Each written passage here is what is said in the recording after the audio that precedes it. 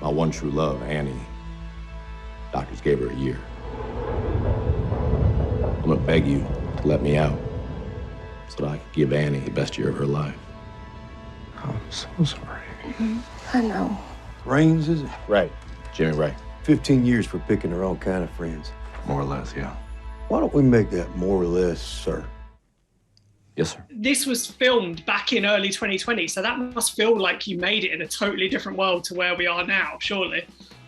Completely. And we literally, as I was wrapping on the film, I was hearing rumblings of like, you shouldn't get on a plane, nobody should be flying right now. There was some SARS thing, and I was like, oh, come on, there was a SARS thing every however many years, and it's fine. And I finished wrapping. I wrapped on the film, and then I was supposed to go home and visit my family in Canada, and we filmed in Dallas.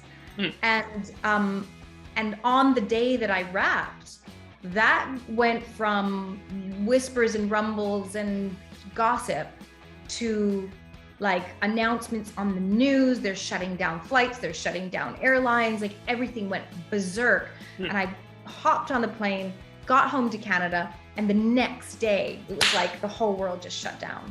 And I thank God managed to make it home before that happened. And you're absolutely right. It's hard to even imagine how things were when we were making that movie at this point. Because as sad as it is to say, I think we're all getting to the point where it's like, well, 3 years later, this is starting to feel like how life is, which is, you know, heaven forbid we should actually adopt that mindset. Like, let us all continue to strive to get back to a place where we can have community and freedom. I was going to say that it actually, in some ways, watching this film now makes the themes of it resonate a bit more. That whole making the most of lost time, but then always finding something else happening that stops you doing what you wanted to do. It's kind of that endless cycle. Do you feel that as well when watching this film now, that it kind of resonates in a different way? Absolutely, in almost a prophetic way. It's like, just when you think you're in the clear, boom, you get hit with something else and you get struck back again.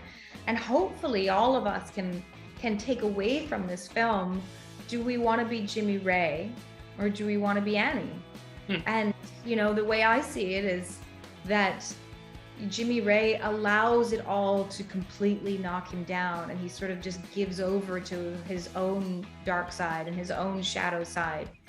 Whereas Annie is absolutely hell-bent on seizing her life and her joy and her freedom while it lasts and while she has it. And even in the setbacks, she just keeps relentlessly being full of life and full of joy and living fully anyway, despite the fact that death is on her door, despite the fact that death is knocking on all sides all around her. I think that she's an incredibly brave character. And in some ways, you could say that she represents a bravery that you haven't seen in any of my other more badass, kick-ass characters, because she is going to die. There is no ifs, ands, or buts about it. That's coming for her. That's happening sooner than later. And yet she still manages to be so courageous and so joyful and so forgiving and loving and so bright. Yeah, and as you're saying, obviously it's a slightly different role than people would expect from you, but it's also a slightly different role from what people would expect from Jason Sudeikis. How did you work together with him to develop this relationship between Jimmy and Annie? Because we see little flashes of it, but there's a lot of backstory that's left untold that just comes across in the scenes you have together. Yeah, well, we didn't have as much time on screen as you would think in what is ostensibly a love story, which is a shame because I love the scenes with Jimmy and Annie, and I loved creating them with Jason. And so the work that we did was essentially just, we got together and hung out before we agreed to do the film together, and then after we agreed to do the film together, and we just spent some evenings together getting to know each other, playing, socializing, and just finding our chemistry. And I don't think it took much searching. You know, from the minute we met, I think we both knew that it would be just so much fun to work together, that there would be very little work required to pretend that we really cared about each other and that we really liked each other. because we did really like each other. And so I'm really grateful that I got to do that love story with him, because heaven forbid I should have had to play such an epic love for a guy that would be intolerable. Yeah, that would be horrible. But he was a complete opposite. I mean, he's just such a lovely guy. And did you work with the writers to develop the character of Annie herself? I know you were saying, you know, she is the light compared to out of them two. Were there input that you had into the character of Annie from what it was on script?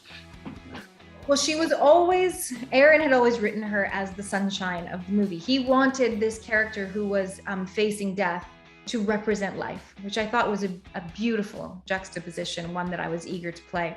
But there was a little bit in the beginning of the film that I worked with Aaron to sort of rewrite or rework a little bit, because initially the way he'd written it, when Jimmy comes home from prison, he's very kind of bolshy and flirty and confident and cocksure, and the bedroom scene is one where he has a beer, has a bath, and then he's like, come here, like he's really ready for it.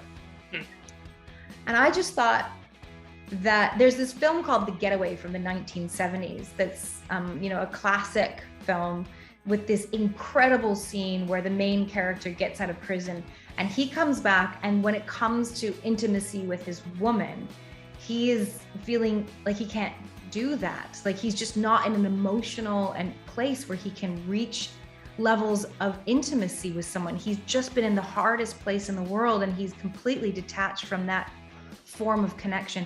I just thought that would be such a much more interesting take on these two people who have loved each other since they were children, who have been intimate since they were in diapers, and then suddenly went 12 years without ever being able to touch each other.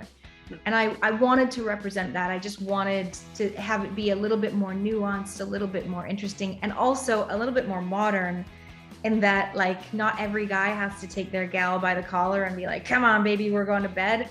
That there's lots of men out there who actually have intimacy issues in the bedroom, and who have confidence issues or guilt issues or other emotional things that get in their way of them being able to be intimate. And so I think in the end, it was a much more nuanced relationship opening with the way Aaron rewrote it after we talked it through. Yeah, definitely. I'm a big fan of Aaron Cashellis. I loved the Rabies and Big Bad Wolves that he made with Nabok Prosciutto. And those films, like this film, they subvert expectations, like you're saying, that bedroom scene, but also the scenes you share with Mike Coulter, Whit Price, where you expect to be a bit more antagonistic. Yeah. What did you, when you were reading the script, when you were filming it, did you ever guess where he was going and where it was eventually going to lead in the end, or were you just going along for the ride? Oh man, I was just going along for the ride, and that was what made me excited to do it, because the combination of loving Big Bad Wolves as you did, and then seeing that he had that same, for me, it's like there's a constant juxtaposition in every single second of his movies. So if there's an extremely gory moment, it's either going to be hilarious or it's going to be aesthetically beautiful. So there's always this sort of palate cleansing opposition to anything that's really difficult to swallow. And then at the same time, anything that could get into the realm of being too saccharine and sweet and kind of overly romanticized, he'll cut through that with something that's just the antithesis of romance, you know, and I really like the way he does that. And so the scene with Mike Coulter, where basically like kidnapper becomes pot smoking buddy, that moment where two people who should be antagonistic towards one another can find the humanity in each other and find connection, was what sold me on Annie. The fact that she kind of makes that happen. I thought that's, of all the female heroes that I've played, you know, really capable women, I thought that was the coolest, bravest scene I ever got to play, was this woman who just reached into somebody's humanity who otherwise would want to hurt her. And then to see it also happen with Jason and Thaddeus' characters, where this, you know, where ostensibly they should be at odds with one another, but in the end they kind of dig each other, and it's hard to be cruel to one another once you realize you see the humanity on the other side of the divide. Yeah, definitely. Is it okay if I quickly ask some wider questions outside of South Heaven? I know, obviously, you can't tell me anything about Ant-Man 3 right about now. Although I was hoping if you could tell me, is it pronounced Quantumania or Quantumania? I'm still trying to work out that end bit of it. I don't know if I'm an expert. I don't even know if, I don't have approval I call it Quantumania. Cool, perfect. What's the latest update on that? You filmed it last year. It's all wrapped, barring any potential reshoots. Yeah, we just finished by the skin of our teeth at the end of last year. We had finished at the end of November. Obviously, we'll be doing reshoots. Every Marvel movie has reshoots. And I feel like we did something really exciting and interesting in this movie. I'm really hopeful. It was a really difficult shoot. There were just circumstances and logistics and the state of the world and everything. It made this shoot the hardest out of any of them that we've made so far. But I'm actually hopeful that it might be the best of the three. And I can't say why, obviously, which I would love to. I'd love to just gush about it, but I can't. But I do think it's got the potential to be really, really cool. Great, excited to see it. How do you feel now from when you started in the MCU to now, where originally Hope Van Dyne was like one of two female superhero characters in it, to now Marvel's diversified in huge ways? Does it feel that way to you as well, that it's just improved in leaps and bounds in that aspect? Yeah. I sat down and talked with Kevin and Lou after shooting Ant-Man and the Wasp about the females in their universe and how they could be best served, and whether or not that was being done yet. And they at that point were already sort of ahead of the game, saying like, trust us, that's top on our agenda. It's really a priority for us right now. We want to get that right. We want to do right by our female audience and by the women in our team. Victoria Alonso has always been a champion for her female superheroes. She's been championing that since the beginning. And now the feeling for me, when I first started, I felt like, once again, as is always the case in my career, I'm in a great big boys club. I'm lucky enough to be invited to the sausage party, and I gotta pull up my panties and get ready to go, because it's gonna be me and a bunch of dudes, and I gotta do what I gotta do to make that work. And so now it's beautifully different. I feel like I have female camaraderie. I feel like I have a sisterhood. I feel like when I'm uncertain or confused, there are other women to reach out to, and it's different than reaching out to men. There's a complication, and anytime you're reaching out to a man, there's always a complication there where there can be just differences in how we approach things and how we approach working together. But two, there's also always that uncertainty of not wanting to create any confusion about, romantic intentions. And so, just to be able to call up a co-star and say, hey, can you come up to my hotel room and talk? Because I just really need someone to talk to right now about what's going on set. And have no doubt that there will be no she's inviting me up to her hotel room. Like, what's this mean? Like, none of that. It's just comfortable and clear. And like working with Michelle on Quantumania, it was amazing. I had a female, ostensibly it was like having a mama bear with me on set, and also a sister, and also a co-star. And we really leaned on each other a lot, and we supported one another a lot. Brie Larson was out in England at the same time shooting her new film. Her and I reached out to each other. I would reach out to her when things were going on politically. If I was like, hey, what's going on your end? And like, what do we do about this? I didn't have that before. It was just different. It's different being in the boys club.